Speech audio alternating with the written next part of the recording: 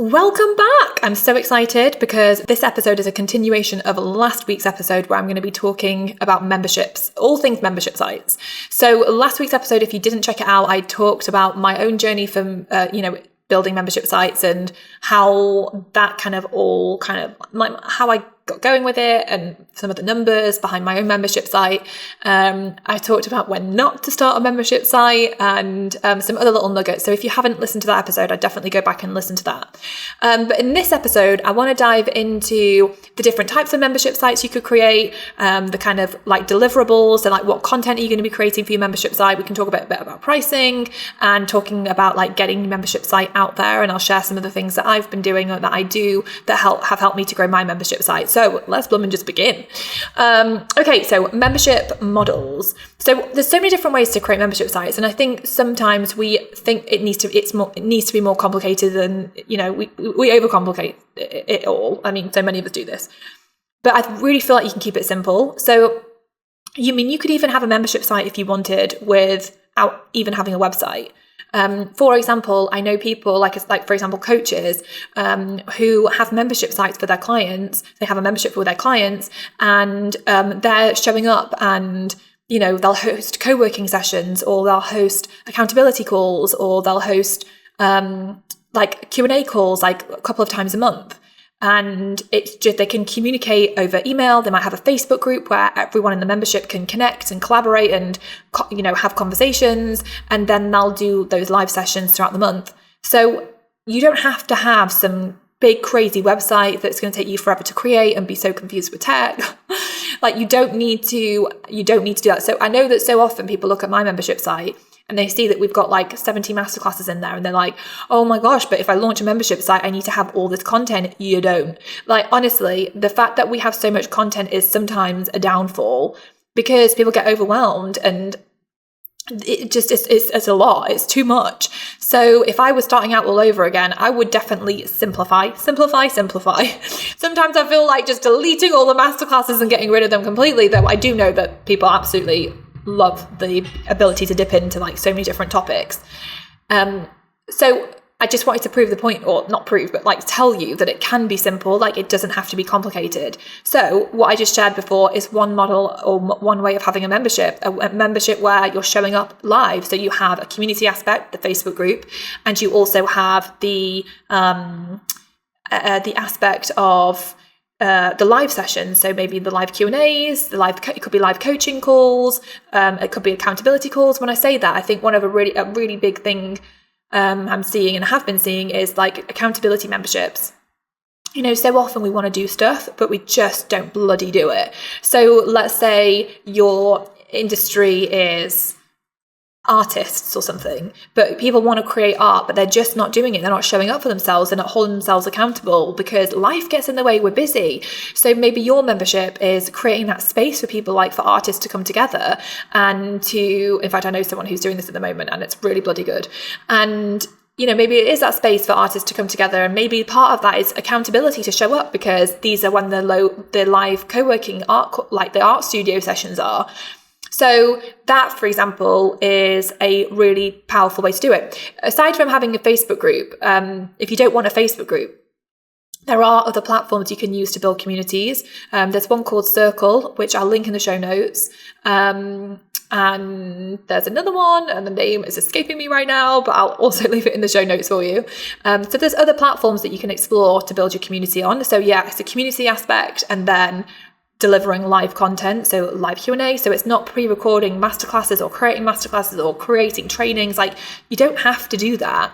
So it's super simplified. Another type of membership I've seen is where people do templates. So they're not necessarily teaching anything, but they have a series of done for you templates that they deliver on a monthly basis. It could be like graphic templates. It could be swipe copy templates. It could be, all sorts of different things. And obviously that's only going to be relevant for, depending on what kind of business you run, what it's all about. But it's another thing, you could deliver a template instead of like delivering a training. Obviously, then there is the model like with FEA, we deliver masterclasses every month. So every month we release a new masterclass. So every month there's that new masterclass drop and it's focused on a specific topic to help people. And so we have our masterclass that gets released I do a goal setting session every month to help people stay on track. I do a business Q&A call every month to help people stay on track.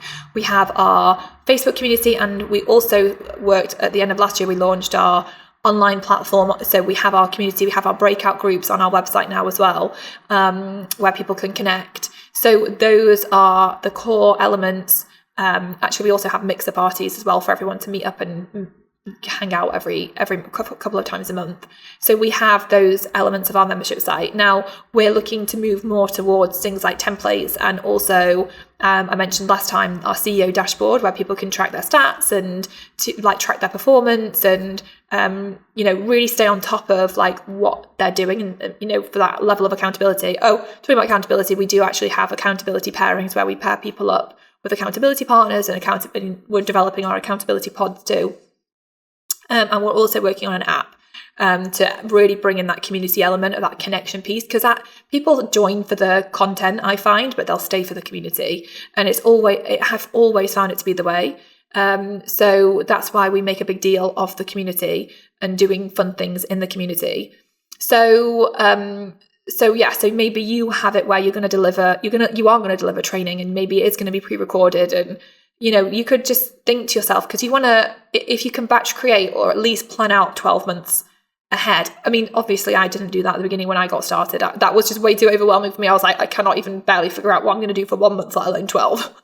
But if you can plan it out, it'll be so helpful and such a weight off your shoulders. So we, at the July, August time, will plan out the year ahead, and so we know exactly what we're going to be creating for the year ahead.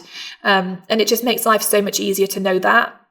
And so we also like to really get all the masterclasses done at least 2 months ahead of time, if not sooner. So it's just it's done, it's dusted, it's, not scrambling at the last minute. Don't get me wrong, there have been a lot of last minute scrambles over the years, that is for sure. Maybe you're going to create a membership where you are going to deliver that training.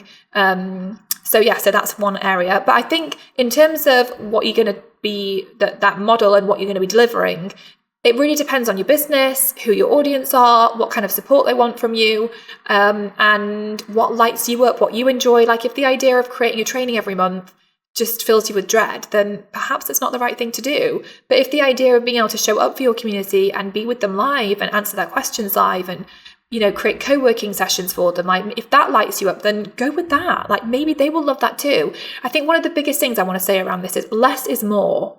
We don't want to be overwhelmed. And I say that from the place of there being a lot of overwhelm in my own membership. There's a lot going on. So less is more. Like you don't need to have all the bells and whistles. Like in the last episode where I talked about that lady who had the photography membership site, and she went from helping photography businesses to become successful to helping them just gain one new client a month. That level of simplicity is so powerful. I've always daydreamed about starting a membership where I literally just do one big co-working call once a month where we plan out our social media, because so many people want to do well on social media, but we don't know what to say. We don't know what to put out there. We just fall off the bandwagon with it. We are forever feeling stuck with it and not sure what's working and what the latest trends are. So I was like, imagine if we created a membership where it's for people to like really gain momentum and grow on social media. We can hold each other accountable. We can co-work together for like a good, maybe half a day or 2 hours or whatever it's going to be, where we'll come together, we'll share the latest trends, we'll put loads of templates together for everyone, and together we'll craft out the next 30 days. And maybe we'll do like when you join the membership, you get like a Kickstarter pack, which gives you a plan for like 365 days. So you can start plugging in like key things. And I'm just giving this all away right now, but I was like, it would be great. And in that membership, you'd have a community element, like a Facebook group or whatever. And then it would just be one live co-working call a month. And that would be powerful. And you could charge like $97, $197, $297 for that. Like you could charge a lot of money because it's so valuable. Like you're making life so much easier for those people, especially if you add in the done for you element. So that is it doesn't have to be like you're doing loads of trainings and loads of things. Like just scrap it. You don't need to do that. So keep it simple. Keep it doable, because then it's more enjoyable and you're showing up to be of service and your best serving people when it lights you up to serve. So yes, keep it simple. What else was I going to say to you? So we talked about, we kind of talked about models in the sense of, showing up and doing live stuff, having pre-recorded trainings. I suppose this also kind of links with deliverables. Like, what are you actually going to deliver for your membership? Because people are paying you either every month or every year. So it is a recurring payment. So you are showing up and delivering something. Like, if you're not showing up and delivering something, on a regular basis, like every month or every week or whatever, then what are people staying for? So just decide, what is it you want to show up for what are you going to deliver on a month-to-month basis?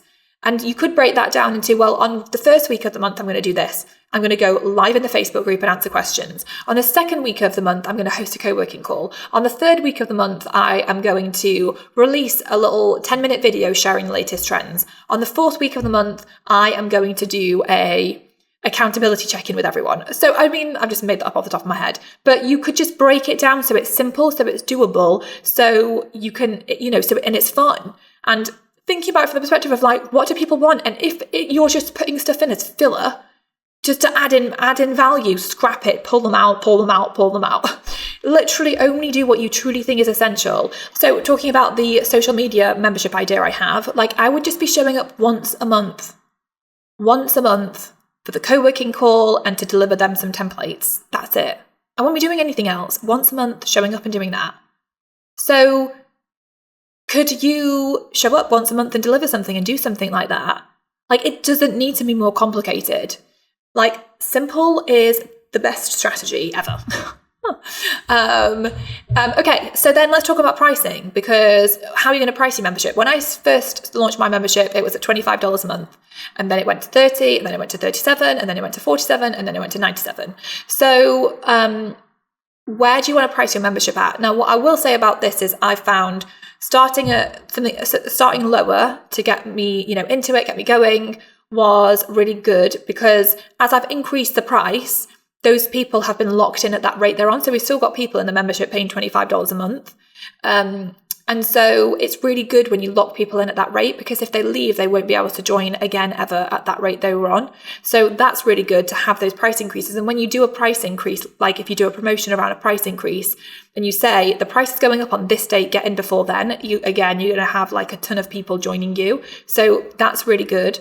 So maybe you've got an idea of, like, I think, ultimately I want to get to this price point, but I'm starting off, I'm going to do an early bird, I'm going to start off at this price. And then you can just work your way up. A friend of mine just launched her membership recently, and I can't remember exactly. I think it's around like the $20, $25 mark, I think. And I'm sure she's going to increase it, which will be amazing. But also, even $25, when you've got 1,000 people, it's $25,000 a month. It's a lot of money. And did you know what? The thing I love the most about serving a lot of people at a lower price point is, if one person leaves, it's not going to massively impact you at all. Whereas if, for example, you have a high-level program and you've got like 5 clients paying you a lot of money and one of those clients leaves, all of a sudden that can really leave a big hole. So I've really never liked that model. I've always liked, let's go to a bigger crowd. Let's get lots and lots of customers enjoying, and let's serve lots and lots of people, because it takes a lot then for the revenue to be impacted when people leave. So typically memberships are, to be fair, I know memberships that are like $297 a month plus, and then also you kind of can get into the realm of kind of like group coaching. Like, there's some memberships now that are more on the group coaching side of things. So they're more they're high level, maybe for a small group of people, and they're at a higher price point for that reason. So it kind of just depends on like what feels good for you, what your vision is for your membership, like where do you see this going? Like, I always saw mine becoming a membership where I had thousands and thousands of people part of it. That's what I wanted. That I didn't want to have something where I had, say, a maximum of 100 people paying me X amount. Like, I didn't want that. So what do you want? Now, I do know people who've got memberships that are like $297 a month who do not have a cap. It's just that's what their price point is, and they've got thousands of members in their membership. when you have that price point of $297, you also have to think, what is the retention rate going to be? And if you've got a bloody good membership and your value at $297 is out of this world, then it's not going to be a problem. But you also then have to think, like, you should be delivering amazing stuff no matter what price you're charging. But you want to have a price point. You need to make sure that the value that you're delivering really adds up to the price point that it's on for. Pricing is just one of those things. It's hard. I think we overcomplicate it, and we get ourselves all twisted up over it, and just blooming pick a number and go for it. Like, honestly, that's what I did. I was like, $25 it is, I'm going for it, and I'm just going to figure this out as I go. So just pick a number. You can change it. Like, you can change it. It's not set in stone whatsoever.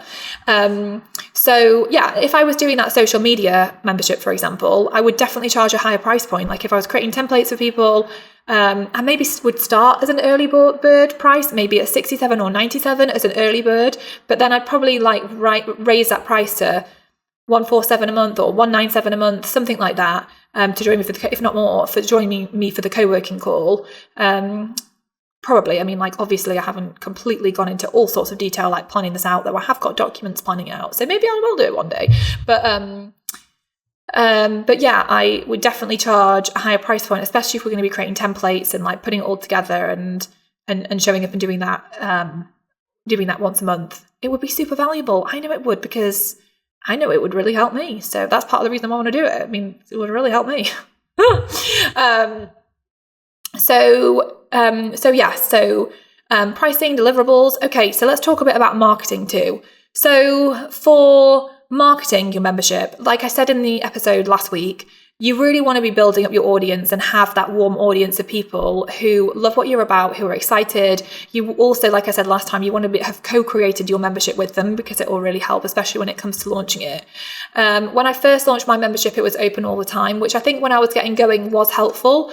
I had an early bird price point, and I would, if I was doing it again, I would have an early bird price point that was available for a set amount of time, and then like maybe a week or so, and then I would do a price increase after that, just to get people to make a buying decision. Sometimes we need something to help us make a buying decision.